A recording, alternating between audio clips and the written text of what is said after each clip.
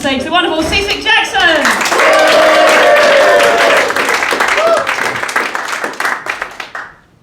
Hello. So, I'm originally from Argentina. Yeah, thank you. People keep asking me if my grandfather was a senior Nazi. But no, I assure you, he was very junior. I'm a musician. It's a real job. Unless you ask my dad. He wanted me to be a lawyer. We don't talk. My mum, on the other hand, thinks I'm a banker. Or at least, that's what I think she calls me.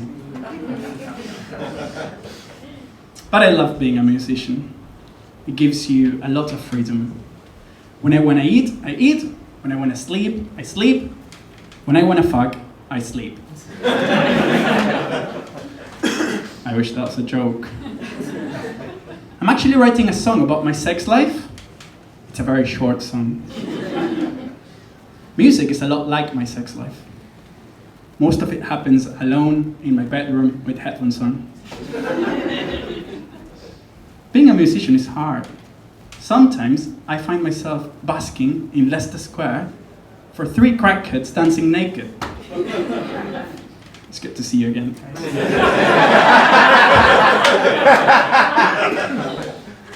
Sometimes I'm not sure who's performing.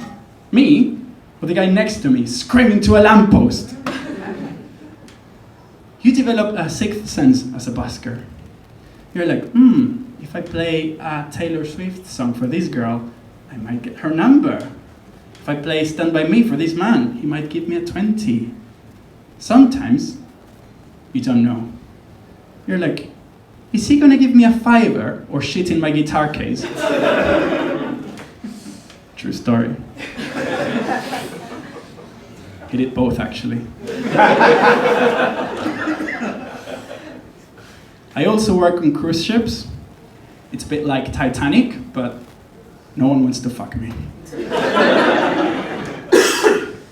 Passengers pay a fortune to go on a cruise.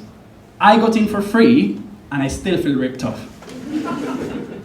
My cabin is so small, I have to step aside to change my mind. My audience is old as fuck.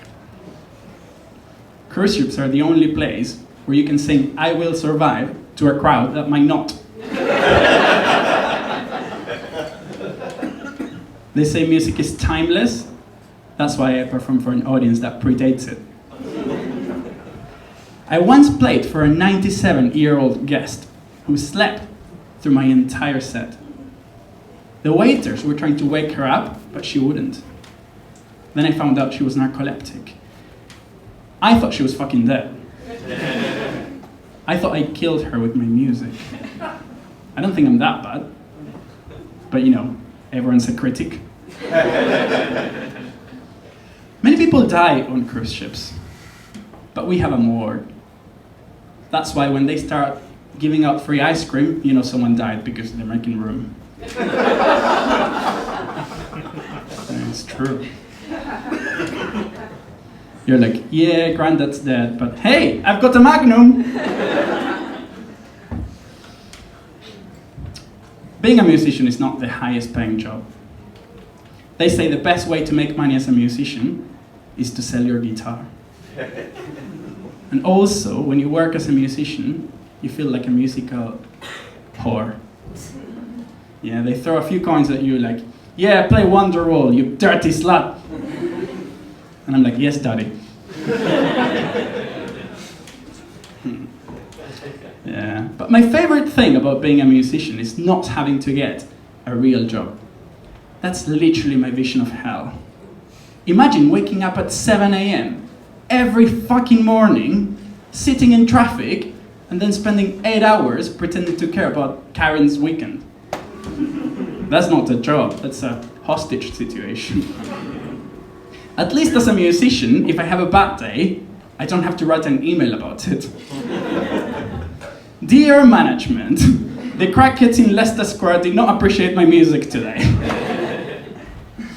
So yeah, my dad wanted me to be a lawyer. My mom still thinks I'm a banker.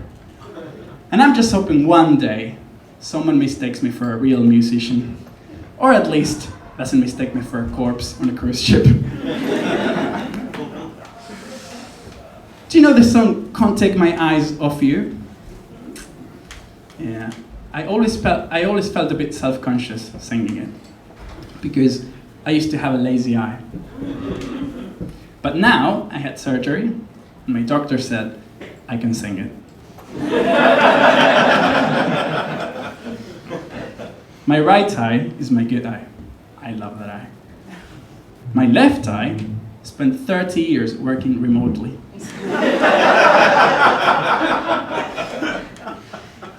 One eye wanted connection, the other needed space.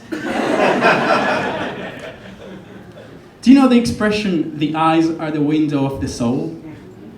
Mine looked like a burglary. Growing up with a lazy eye wasn't fun.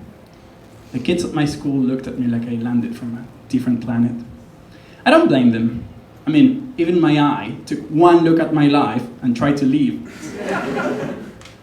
It sucked because I got bullied from different directions at the same time. I got bullied so much, my eyes developed different coping mechanisms. And it was brave of them to bully me, because if I turn out to be a school shooter, there's no hiding from my lazy eye. I have no blind spots, mate.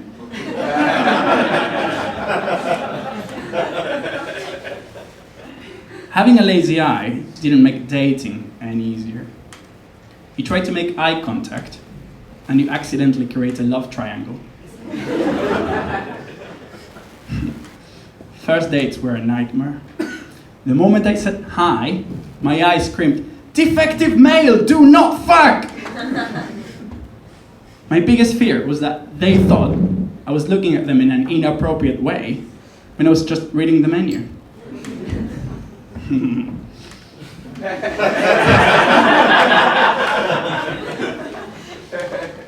But having a lazy eye had some advantages too. Yeah. Like, for example, it made me weirdly confident in clubs. Rejection hurts less when you're not entirely sure who rejected you. And also, if a first date didn't go well, I could always blame it on my eye. Now, I know it was my horrible personality. My surgery was terrifying. They popped my eye out, and they worked on the tiny muscles holding it in place. If you wish you haven't heard that, imagine how I felt. At least I was asleep the whole time. I love general anesthesia, it's amazing. You don't even breathe for yourself. Your body is in full manual control. It's the ultimate trust exercise. Imagine how much bullying you have to experience to be like, right, either I wake up with straight eyes or not at all. Recovery was weird. They overcorrected, so instead of turning outwards, my eye went all the way inwards. Yeah. The doctor said she did that on purpose, so the eye would naturally drift outwards and settle right in the middle. She could have mentioned that earlier. I was already preparing for 30 more years of misery, but coming from the other side of my face. Fucking hell. I also experienced double vision for a few days. The first time it happened, I was driving.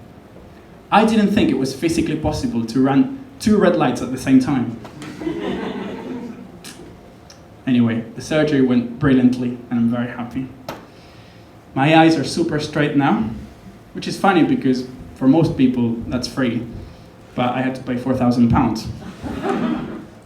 So, if you think I'm looking at you in an inappropriate way, feel free to slap me in the face because that's definitely what I'm doing. Thank you very much.